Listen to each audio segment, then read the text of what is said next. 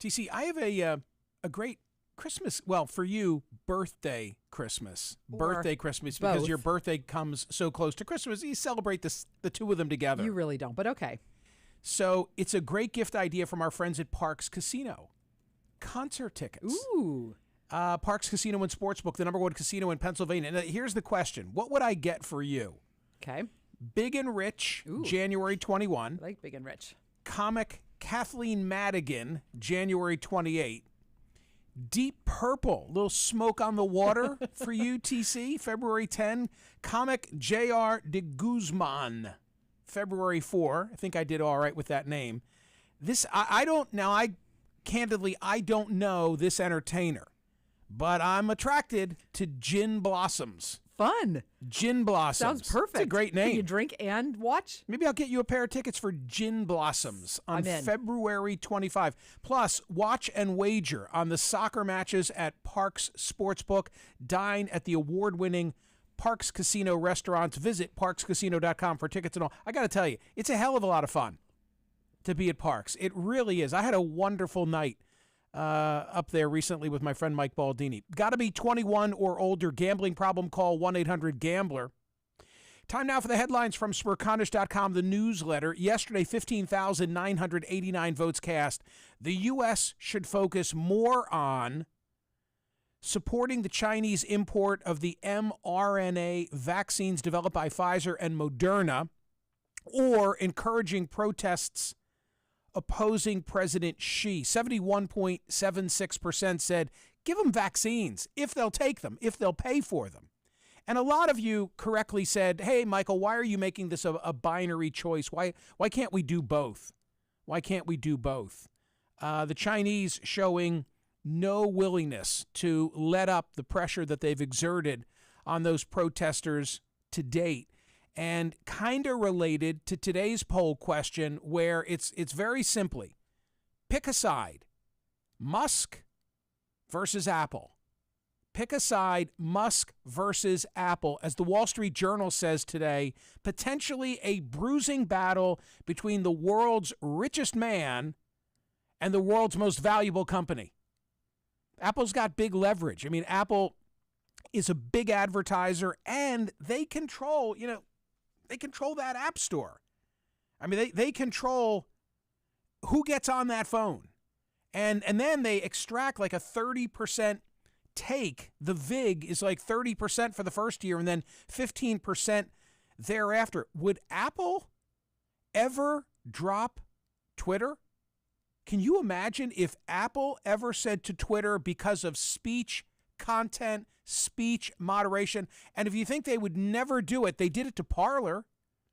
Like 2 years ago, Apple removed Parler, and they said they weren't doing enough to moderate their quote-unquote dangerous content. Musk is now saying that Apple thwarts free speech. And of course, this is coming at a time, and look at the lead story today at Smerconish.com. It's come full circle now back to China at a time when we realize that the airdrop function in China, I use airdrop for pictures, right? Don't you use airdrop for pictures? Like, hey, let me send you these images. But Emma wants to give you a couple of pics. Right, but not like some people do it in bars. Yeah, no. I'm not in a bar. I know, but I'm just saying like sexy pictures. That's what a lot of people use it for. What? Yes. Like, let me airdrop you? No, like they just an image of my member? I mean. Exactly. Get out of here. Oh, wait. No. That's legit what people use it for. And they email to everybody in the bar that has airdrop on. What? Oh, my gosh. You what? can send How old are everyone an image?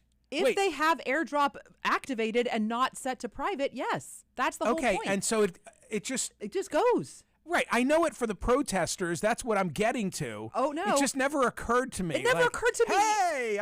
It never occurred to me either, but that's legit how... What? Oh, my God. Okay, I'm so glad that I'm here to help you with these things. I can just imagine being at the Irish pub, back in the day. Right, circa 1986. At Mark O'Connor's Irish pub. Such a thing would never happen at Mark O'Connor's. Like an alert goes off on your phone. And everyone's like, whoa, where is she? Where is he? Wow. Okay, Let me get back to China. Yeah, sorry to get your mind off that. I don't even know what just happened. Lead story at Smerconish.com today. Earlier this month, Apple restricted the use of AirDrop in China.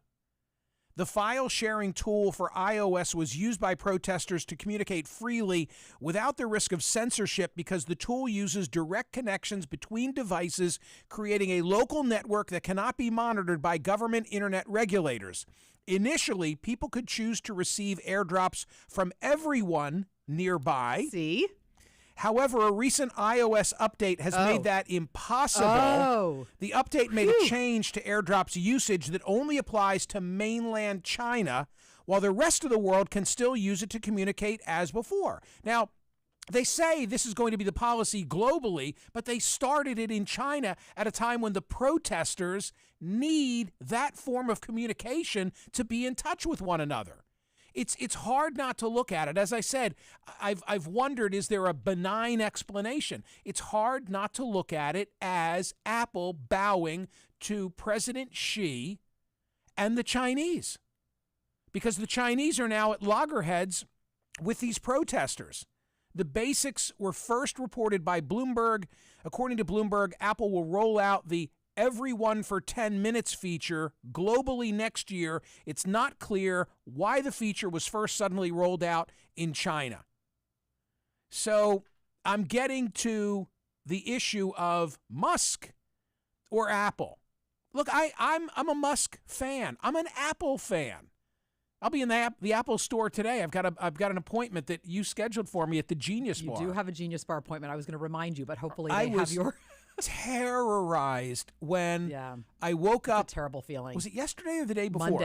Monday. Yeah. So I wake up Monday and I'm on a very tight timeline, as we all are in whatever it is we do every day. But in my case, our mornings are particularly because the newsletter's got to get out. Right. And I've got to hit the newsletter. We've got a spreadsheet. We've got a whole drill in terms of our production and efficiency. Hasn't made us sleep any later, but whatever. It could make you sleep later. The burden's been relieved of you. Oh, has it? Not me. Yeah, okay. In the morning. Okay. Anyway, that's a subject for... But the point is this. So my computer is plugged in all night long. I go to the breakfast bar. I got this whole routine, pour my juice, open up my computer. Holy crap, I've got a warning light on, even though it's been plugged in all night long, that the battery is not taking. So and that's when I scrambled out the door and came into the studio. Do you think that there was something wrong with the connection? No, there's something wrong with my battery. It tells me I need service. Okay. Point is this. Sort you out. I'm an Apple fan. Yeah. Okay, I'm a Tim Cook fan. I'm a huge Steve Jobs fan. Did Jobs and Musk ever meet? I don't know. I don't know either. And I'm a Musk fan. But there's a conflict brewing now between Musk and Apple. So I'm making you pick sides today. The most enjoyable story at Smerconish.com, and it is a poll question in the making, is it not? Is it too soon for the Christmas lights to be up? Today is the 30th of November. Tomorrow is the 1st. There's actually a story posted at Smerconish.com about a 4,000 sample survey. People said December 1st was the day it's acceptable. Most people said, a majority said, it's tomorrow. It's December 1st. Do you have any Christmas lights up, TC? First of all, evidently Elon Musk and Steve Jobs never met. At the 10th anniversary of his death, Elon Musk tweeted something about, I wish I could have talked to him. So oh, my God. That. And I wish I could have been a fly on the wall for it. Okay, so there's that. Michael, I am so opinionated on this. There's very little that I'm really that opinionated on. Well, you might disagree, but I consider myself pretty low key. Absolutely not until December 1st. No question. So you have no Christmas lights up? Not until tomorrow. Not only do I not have Christmas lights up, but I still have my pumpkins on the end of my driveway. That's too. People are talking about you. No, because tomorrow, in the wee hours of the morning, while it is still dark out, the pumpkins will be removed. TC. No, they all know. The pumpkins go up October 1st, and they go through October, November. December 1st, in the wee hours of the morning, while it's still dark outside, the pumpkins are removed. The wreaths go up. Every year it's like that, and my neighbors all know. Do you remember? They can set their clock by Do you remember how irritated your neighbors were that you had that storage locker for 18 months in your front yard? You were irritated. You were the only ones that were irritated. The pumpkins are another. It's like, oof, TC. No, they know. Now it's the pumpkins. They love the fact. First it was the storage locker. Nope. That is not true. Actually, Can I use that storage locker for any of the merch that's not sold from the Smerch merch? if you have that much merch, then we got a situation. No, we sold out a lot of stuff. All right. Anyway, my lights are up. What? My lights are up. When were they up? I went okay, to dinner. I'm gonna I tell went to you. dinner at a friend's house last night. Yeah. So I drove, sort of 15 minutes from my house. Right. And I was astonished by how many. I think people do it like the day after Thanksgiving. I'm going to tell you what determines when my lights go up. The weather. The weather. Of course. And so It was balmy. It was balmy. Yep. And one of my sons in particular, it seems like it's our routine to put up the exterior lights. And Bright, colorful Christmas lights. you'll have to drive by and see. And so we had a warm afternoon and we put up the lights and we got our tree. We get our tree every year. Whoa. Is your tree up? Yeah. It's not decorated. We normally get our tree. It is November. The tradition in our house is that we normally get our tree on my wife's birthday, which has not yet arrived. Okay. I know when your wife's birthday is. So, but in this case, on the same day that it was nice and we were, like, hey, let's put the stuff up. So the tree is up, but it's undecorated, in the base with the water. I get it. I have to tell you something. Here you go. I would be thrilled. I say this every year. I would be thrilled if the tree just stayed like that. Oh. Like a nice tree Would in you the put house. lights on it or no? I don't know. And then I think it would have to have lights and then on we it. get to the stage where we put a strand of lights on it, and I say, that's beautiful. It's beautiful. If they're colored, if they're white, I'll get to that in a moment. I like white ones. But whatever. And then before you go crazy. Yeah. I mean, when I was a kid, I remember it's like the tinsel. The tinsel was everywhere. Well, the tinsel in our house growing up, Santa would put the tinsel on. So you would wake up Christmas morning and then you would have the tinsel on the tree. He's busy. You think he's got time to put tinsel on everybody's house? I once did that at my brother's house out in Bucks County, and he said if I ever did it again, I would never be invited back. They were finding tinsel in the Yeah, exactly. For months. For months. Yeah. Yeah. No. I could see how that would drive allowed. Colbert crazy. No more tinsel allowed. Yeah. No. No. There's no way. No tinsel. No tinsel.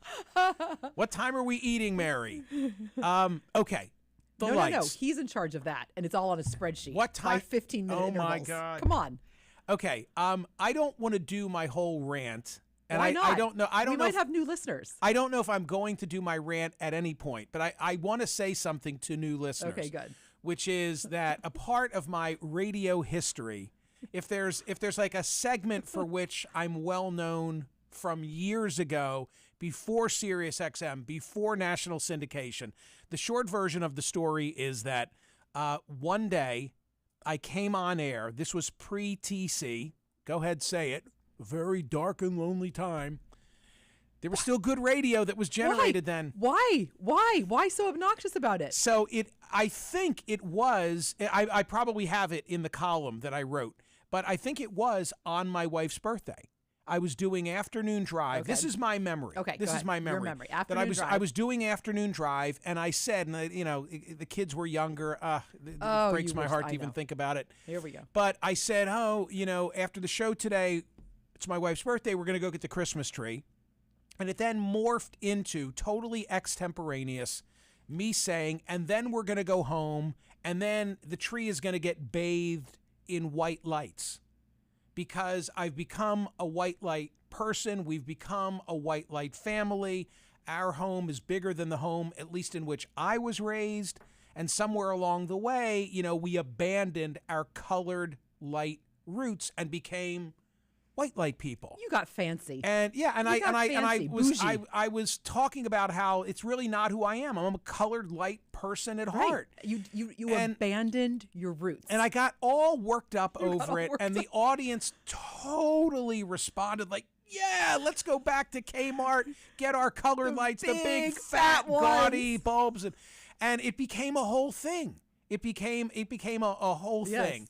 I wrote columns about it, and for several years thereafter, I would sort of recreate the Christmas light rant. Can we do it again? I don't know. When it's not November? So, in Clowns to the Left of Me, Jokers to the Right, American Life in Columns, which is the book where I incorporated some of my more memorable columns. Of course, from the 1,700 that I published, I republished 100 of them, and then I commented on them. Yep. And of course, this had to make the cut. TC, you'll remember this when I tell you this. First of all, it was a column that I wrote in the Philadelphia Daily News. This was before the Inquirer. There was a time when I was writing for both. The first column that I wrote on the lights was December 4, 2003. Wow. Headline, Dreaming of a Non-White Christmas. Oh, dear. I was seeking to be a bit edgy in the first sentence. This is 20 years ago. This is, 19 years ago. Okay, are you saying that for a reason? Yeah, there's no way I would have written this today. Okay, go ahead. Even though, it is kind of funny if you listen to the first two sentences. I say, there's a battle underway between the coloreds and the whites. Oh, no. Nobody wants to talk about it. Oh, no. Even though it's got nothing to do with race relations. It's been brewing for years. The stakes are high. The survival of Christmas as we have known it is at stake. To protect Christmas past will require nothing short of a rebellion, and I want it to begin right here, right now. Let me explain.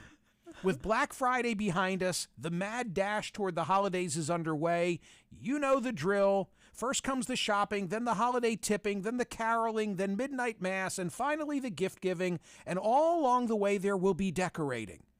And that's what's got my goat. It's those decorations. We've got to stop them. The white ones. They are everywhere. It didn't used to be like this. Not when we were growing up. Back then, we looked forward to the Christmas season and Christmas decorations, all of us, regardless of religion. But how did we celebrate that special time of year back then? By putting up lights on our homes and along our main streets, and not just any lights. I'm talking big, fat, colored Christmas lights. And then I go on and I make the pitch, like, let's go back to our youth. Unbelievable. Let me just see but what that first line is a bit, shall we say, jarring. Yeah, it is. Here's the afterword that I what did you wrote say? to this. So now, this is me then going back years later and commenting on when it. the book came out. Right.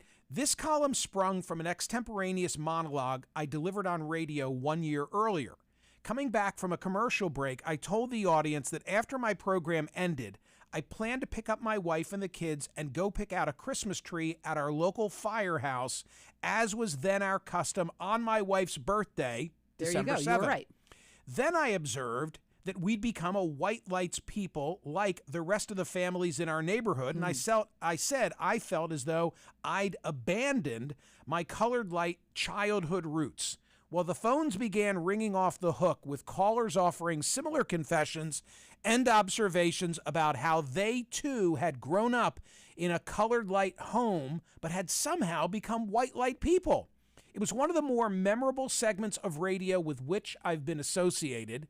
Years later, people still approach me to weigh in on the debate, and I wrote a few follow-ups in the subsequent holiday seasons, noting continued change with regard to the color of our decorations.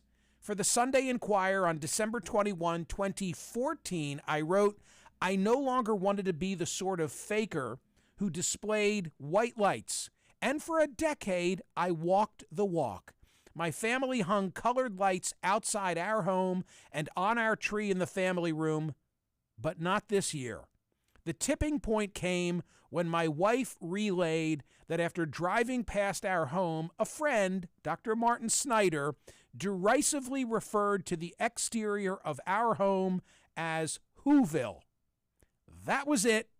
We went back to the white lights. Peer pressure gets you again. Yeah. So that was fun. That was why I wrote this book. It's wonderful to go back and it's kind of surprising that I didn't address that first line. Like, holy crap, did I really? But I mean, it was intended to be jarring at the time. It was enough about the vajayjay. I mean, you can only cover that's so another much. column that's in here. I know. And my one of my sons who's in law school.